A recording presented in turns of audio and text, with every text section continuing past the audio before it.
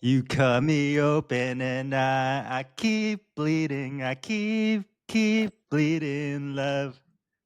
Yo, you guys, it's crazy, right? Because like you hit the Go Getters podcast, and you're like, wait, I didn't know I had Leona Lewis on my favorite song. We'd like to hit you with some surprises, and that was definitely a surprise because Peter's like, yo, I got a song for today. I'm like, all right, hit me with the song, and I'm like, oh, brother, we gotta spice up the soundtracks. Dude, I know the listeners love it, man, because from what I understand, like we have more and more downloads and listens every week, right? So I got to say, it's 100% our karaoke vocals at the beginning of every intro. It's all about the hook. It's about the hook. Got to get the attention. And apparently, you guys like these kind of songs because Peter's been doing the intro, and every single week we're hitting a PR on listen and downloads. So, we're gonna keep rolling with it. If you hate that, you know, come on, that's Just skip the beautiful. first 10 seconds, then it's all good. Yeah, just get the first 10 Our seconds. feelings won't be hurt. Hit us with the 5-star review, regardless, because it's your boys. Come on now. But man, we got a good one for today because I think this is if you run a cash based out of network practice, like this is something that you're going to run into all of the time. And people dread this question, but I think it's a great opportunity to get to learn more about the person and start to educate. And the question is, do you take my insurance? So, what happens when you get that question, Peter? Yeah, I think a lot of times it'll vary based on what part of the sales cycle that we get hit with this question, right? So if it's somebody that's just like hasn't done any kind of research, they just find us on Google and they're just calling, hey, like, do you take my insurance? We always acknowledge it and then redirect, right? We want to understand a little bit more about their story where it's like, hey, totally understand. Happy to help answer your question on insurance. Real quick though, what's the reason for you calling in today? Right, and then help them to redirect to understand a little bit more about whatever is going on, see if it's even something that we can help them out with. A lot of times, if it is somebody who is already opting into our website or like a lead from there, we actually have a good bit of like lead nurture sequences leading up to it. That kind of pre-frames them and helps gives them more information as to what occurs on inside an in-network insurance practice from an experience standpoint versus like what would they would get from an out of network standpoint. So hopefully by the time they do actually get on a call with our front desk, like that question is already answered. Like it's not even being brought up. But yeah, what about you guys on the front end? Yeah, we pretty much are very transparent with people, right? And similar to you, it's like there's certain things in the back end that are dripped out, and then there's certain things like we just tell people like, hey, give us a better idea of like where you're at first, and then like we'll kind of break that question down further. And I think when people are already pretty functional human beings, right? Meaning you can live your day-to-day life, insurance doesn't necessarily care that you can't run a marathon or a mile at a certain time. Insurance doesn't care that like you can't deadlift and hit those kind of performance metrics, right? It's all kind of based around getting you back to your day to day life. So there's a lot of things that we kind of tell them. It's like, hey, there's a lot of services that we provide that aren't necessarily covered by insurance. We provide customized programming. We don't just assess one body part, we assess all of the body parts. When you work with insurance, a hip issue is really just a hip issue. But what if it's related to your pelvis, your rib cage? What if it's related to your foot? It makes it a little bit more complicating, and it doesn't allow us to treat you as an individual, someone that's very unique. It just almost bucket holes you into one classification there. And usually by the time people come to us, we're trying to listen to some of their frustrations and show them how that's related to like the clinics and stuff that they've been at. And if they're frustrated with like, hey, I see multiple people at once, I felt like I was one factor. I'm like, yeah, that's exactly what you're going to get with the insurance model, and this is how we're different. Or sometimes people are like, yeah, it doesn't feel like they were addressing the root cause. It's like Mhm. I have back pain, but they just looked at my back, and I feel like there's something else in the mix. I'm like, that's what happens in insurance clinics, and that's kind of how we operate. That redirect, kind of figure out what the frustrations are, and then kind of tie ourselves as a solution to some of those frustrations. Yeah, no, I love that. A lot of times too, I think it's super important for us to understand what they've tried so far, right? So if they have been to like a traditional insurance physical therapy clinic, then we know, all right, it's like a pretty easy sell because they already know what it's like from that angle. But if they necessarily haven't experienced that before, then it's up to us, like after we go through, the whole discovery phase and then let them know that we're out of network, then it's up to us to be able to tell them the differences of, hey, like this is what you would get with an in-network practice versus like an out-of-network practice. Because a lot of times, like people really don't understand. When we ask them, it's like, hey, just curious, like, do you know what the difference is between in-network physical therapy versus out-of-network? And their answer for the most part is really just like, yeah, like one is covered by my insurance and I have like a $5 copay, and the other one is completely out of pocket. And for a lot of people, that's like their very basic understanding of what in network versus out of network is. And so from there, it's up to us then to be able to kind of help delineate and tell them the differences from an experience standpoint. Hey, that's totally cool that you want to use your insurance, but just curious, you do know that this is what you'll typically get at an in-network insurance practice, right? And we're not necessarily like doing on in-network insurance physical therapy. We're literally just like stating facts. We're just telling them, hey, like typically when you go to an in-network insurance, like you'll typically be seen along with 2 or 3 people at the same time. Like for you, you kind of sound like you're really active, right? Want to get back to a marathon without knee pain. And there may be other people in there with knee pain as well too. But they may be a little bit older and their goals are maybe just to navigate up and down stairs without knee pain. But because of how many people there are, the therapist has no choice but to kind of ultimately give you guys kind of the same similar cookie cutter exercises. So you may progress some, but it may not be enough to kind of get you all the way back to your end goals. And then after we tell them the differences of like them and then, okay, hey, whereas with us, like this is everything that you'll get, like based on that, which one do you feel like would be a better fit for you based on your goals? And so we kind of just give them as much information as possible, and then we totally leave them up with like, hey, like based on that, what's the best choice for you moving forward? I like that one a lot because we've never used that as a part of our script before, right? It's like you're clearly presenting one option as like this is, you get this, you get this, you get this, and the other one it's like it's a little bit cookie cutter. You're gonna kind of do what everyone else is doing. Which one do you feel like you need more, right? Yeah. And obviously they're gonna say, oh, this one, and it's that principle of like human beings love to be consistent. So you almost create this kind of friction of like okay, so if you're saying that this is the one that you'll need more, um, when you offer when you create the offer, curate the offer for them, they're not going to want to say no because they just kind of admitted that they need this kind of model better. I think there's a certain mindset piece that kind of comes into it. um, it's very easy for like some, as you get more Google reviews and like more traffic to your website, it's okay. There's gonna be some terrible leads, right? Where say, "Do you take my insurance?" No, we deep like it's like, or people are like, "Oh no, no, don't ask me the question. I don't want that. Just tell me, do you take my insurance?" It's okay. You're not gonna be the right physical therapist to everyone, and your goal is to direct your attention to the people that actually want your service and making sure that you're tidying some of these things up. So there's going to be some clear people that call you, and you're not going to be able to change their mind. They're just looking for, they're just price shopping. And then there's going to be people that do call you and you actually can see it as an opportunity to educate, right? It's not like you don't have to feel bad about hearing this question. People don't know anything about healthcare and insurances. And like, even we have to learn it ourselves. And I think oftentimes we get a lot of phone calls where people like just hang up and you think that's how everyone's going to respond to that question. You have to take yourself out of that. Some people are not the right fit. There's some people that just need some education. You can provide that and speak with a little bit more confidence and conviction.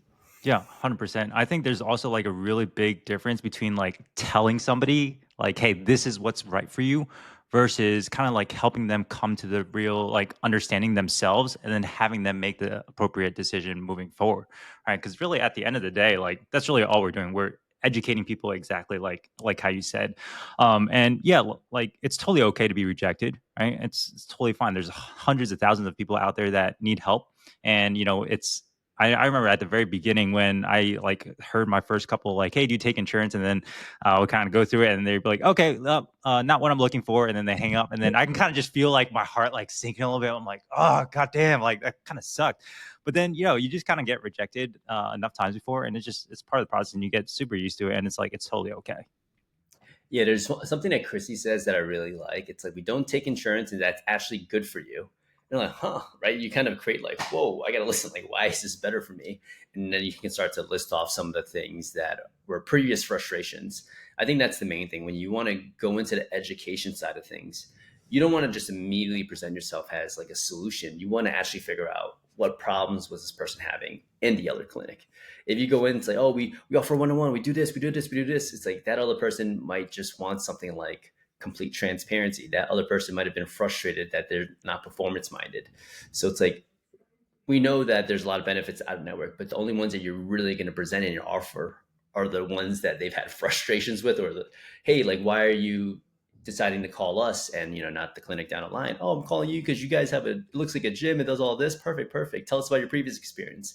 And then you've got the gap. You know exactly what frustrated them. You know what they're aspiring for, and then you create this really custom offer opposed to right out the gates going into an insurance out of network, pay out of pocket spiel. I guess like ask more questions, and like what are those kind of questions that you'll ask in a discovery call?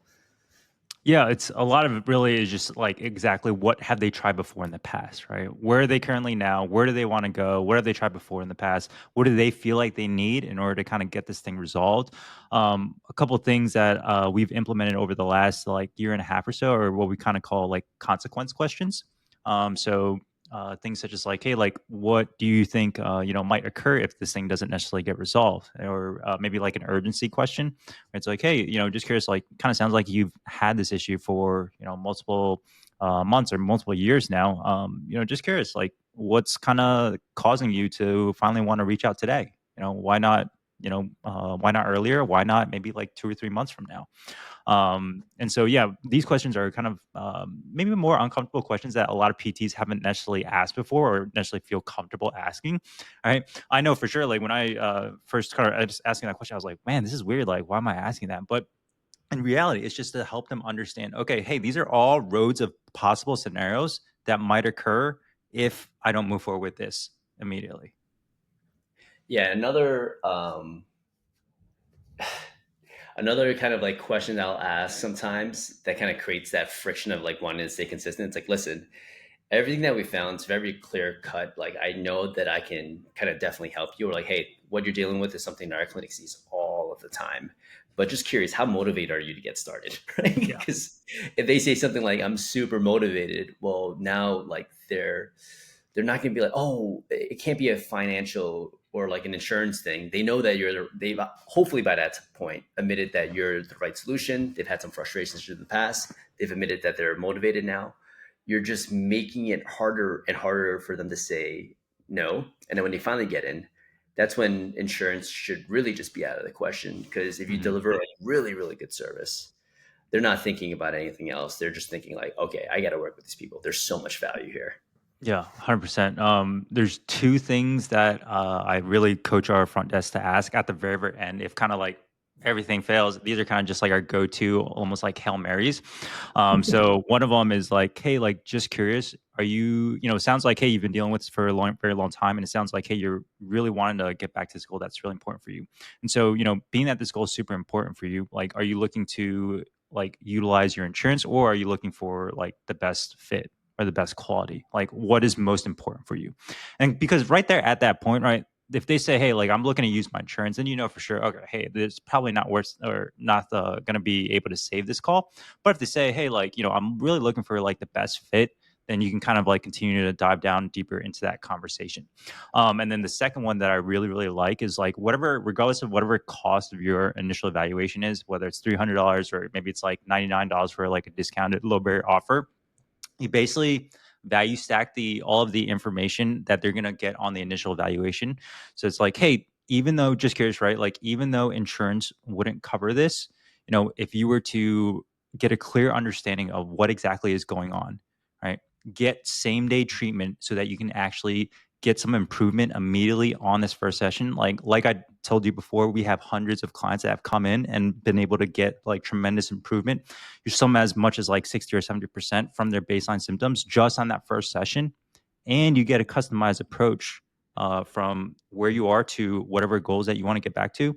If insurance doesn't cover any of that, is it still worth like the $300 for you to come in for the initial evaluation? All right. So you then hopefully get them to reframe some of their mindset away around from, okay, like, this is just a physical therapy session versus like, hey, this is like something that's going to be like the start of me getting back to my end outcome that I haven't been able to achieve for so long. That is like the value stack is so key because you can make it a very custom value stack, right? For the person, it's like, 100%. like if someone comes in and they're like a runner, like how valuable is it to like understand the run analysis and like dialing in all the accessory work so that you feel your best when you're training for your marathon? Or like how much is it worth that like, you learn like how to deadlift and how to squat relative to your body, your shape, your size. Everyone's going to be different, right? You get injured during this class, well, you're going to need someone to look over these things. And I don't want you to think of it as like, oh, I'm doing physical therapy and afterwards like it's all for naught. It's like we're going to teach you things that you can utilize for the rest of your life, right? It's not just about the next couple of months. It's like stuff down the line that it's going to make you feel better for the rest of your life. So how does that sound to you? Oh, I don't want that customized approach. Nah, I don't want to feel good in my body. But Yeah. the value stack, you guys, if you're listening, the best thing about $100 million offers or the book by Alex Hormozy, it's you've got to identify such a big problem and create this like wow factor of an offer. It can't just be a very generic like, oh, it's because we're one-on-one physical therapy. It's like, no, sell like the outcome of like Yeah. what they're going to be able to experience with you. Yeah. It's like, how do you create an offer like that's so good that they feel dumb saying no to it? I think, yeah, that's like something that's straight from that book. But yeah, so we really kind of take that into consideration, whether it's like we're selling the initial evaluation for our front desk, or when they do come in for the initial evaluation, how can we jam pack so much value into the program that it's just we're one of one on our own, and it's incomparable to anybody else within and around the area compared to us. Yeah, I'm gonna have to re-listen to that one because I actually like the way you ended that bit of like, how much would this be worth? Like, would it still be worth the 300? Right? Yeah. Because it sounds like another like kind of hail mary that you can kind of do is like, listen, it sounds like you've tried the insurance route, you've tried the cheaper option, and it didn't work out well, right? So other things to think about is like how valuable is your time? Like how valuable is this upcoming race? Do you even want to take on the risk? If you want to decrease your risk as much as possible, working with us is going to be your best bet in regards to getting to that finish line in order to get to this XYZ goal. I think it's okay to speak with some conviction because what you do day in and day out, especially if you work with this like target demographic, we don't think so highly of ourselves sometimes on discovery call. Like you can almost talk your talk. Yeah, especially if you as the clinician are the one like doing the actual discovery call, which, if for the most part, if you guys are kind of solo practitioners, that's 100% you, right? It falls on your responsibilities. Then you can really kind of like talk to a lot of the nuances and specifics that a lot of the front desk people without that medical background will be able to talk to. And a lot of times, like people really do appreciate and understand that. And they're like, wow, like no one has actually even like spoken to me about this amount of in depth about something that I've been dealing with for so long. And I haven't even come in yet for the initial evaluation, right? If I actually feel this heard and this understood just on the call, imagine how good the initial evaluation would be. And it's being able to answer this question. I think overall connects like how well you can do a discovery call. One of the things that we always think about too, it's like, can I summarize someone's problem better than they can? Right? If I'm listening to someone's frustrations, I'm going to validate their experience better. So it sounds like blah blah blah blah blah XYZ. Does that sound right? And usually when they go, yes, that's exactly what's Yeah. happening, you've got them in the palm of your hands, and you can offer the solution and talk about how insurance is not the best fit. But that's like one of those moments, like if you can get someone to like get amped up at the fact that you understand their frustrations, they're good to go. Like Yeah. it all starts with creating the gap, understanding the problem. Yeah, 100%. And for us, like, we're so confident that literally once they come in, like in person for the initial evaluation, we can create so much value that they probably haven't experienced anywhere else. That we tell our front desk that it's actually okay if you feel comfortable, if you feel confident that this is something that we're able to help them out with, to give them some sort of like kind of conditional guarantee, right? Especially if they've been to multiple other healthcare practitioners before and they hear the price and they're like, oh, I've already spent like, 5K on all these other like, chiropractors, physical therapists, massage. This sounds great, but I just don't want to be burned again. We tell them, hey, like, we totally understand, right? Like, you've been through a lot and you feel like we may just be someone else along with that other bunch that you've experienced before in the past. We're this confident in being able to help you that if you come in for the initial evaluation and you feel like it was a complete waste of your time and we were just like everybody else that you've been to before in the past and you didn't learn anything new, then we'll go ahead and refund back your initial evaluation deposit. Like, that's totally okay. But that's how confident we are that in our ability to be able to help you. And a lot of times, whenever people hear that, they're kind of just like took, like, they're completely surprised, right? They're taken off ground just because no one else has ever like been this confident in being able to help them before. Oh man, that is a gem. I love that one because I almost like that better than like sometimes there's a slight objection, right? It's like, hey, listen, like, would it be better if we offered you this price? Because like you're just trying to get them to come in, and Yeah. then you can demonstrate your value. But to be able to get them to pay the full price and just show them that guarantee, I think is huge. But to your point of like no one's ever done this to them, there's a lot of times where during an evaluation, I will speak very bluntly to somebody when I sit down with them. I'm like, listen, it sounds like you've been screwed by the healthcare system, right? And you've worked with a lot of practitioners, and like I know it's been super frustrating for you. This is the person like that doesn't have any hope. Hmm. I'll look them dead in the eye and I'll tell them, you've probably never heard this before, but like I'm invested in making sure that you get to the other side of it. Like I'm not going to be the type of person that just goes home and goes to bed and clocks in and clocks out. Like I'm going to make sure if it's the last thing I do that I get you back to doing everything that you love. And no one ever says that. No one ever in healthcare ever says something like, I'm you're actually investing in this. You got some skin in the game here, right? It's not just like, oh, people just think that you clock in, clock out. I'm like, I don't think you know who we are. Like we genuinely care about our patient outcomes. And I think those things, when everything is more consistent, like let's say the front desk says that, then the staff PT or yourself say that. All they get from you from a vibe perspective is like, wow, this company really cares. And the consistency goes a long way in being able to close some of these people. Yeah, 100%. Like, you really want to make sure that they understand, hey, like, we're 100% invested in you and we will be the amount of investment that we feel towards you in this problem is unlike anywhere else before. And a lot of that comes through, speaking with conviction, and then being able to demonstrate a lot of value on the initial valuation that they hadn't been able to understand before. And a lot of times when you do something like that, like, the insurance becomes a nice to have, and it doesn't become like a must have, if that makes sense. Especially when people are kind of referring to like out of network benefits or like super bills. It's like, cool, yeah, like if out of network reimburses you, awesome, that's great. But it's not like the main thing that's preventing you from moving forward with this plan of care or not, just because you're going to move forward regardless because of how much value you see out of like together with our team. Love that. Love that. Anything else when it comes to the insurance side of things? Trying to think. I think sometimes whenever people talk about like super bills and stuff, we actually recommend um, our therapists and our front desk not even really to kind of bring that up at times.